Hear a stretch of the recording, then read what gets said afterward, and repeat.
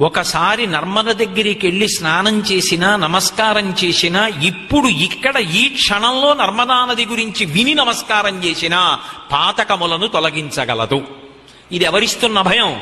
శంకర భగవత్పాదులు. ఇంకొక గొప్ప శక్తి ఉంది. అందుకే శంకర భగవత్పాదులు ఒక మాట అన్నారు, బ్రహ్మ విష్ణు మహేశ్వరులను కూడా కాపాడగలిగినది నర్మదయే అన్నారు.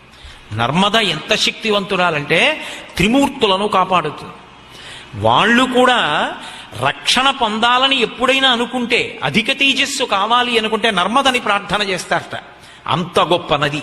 అటువంటి నది ఉన్న భారతదేశంలో పుట్టడం మన అదృష్టం. అందుకే ప్రపంచానికి పూజ గది ఏది అంటే భారతదేశం.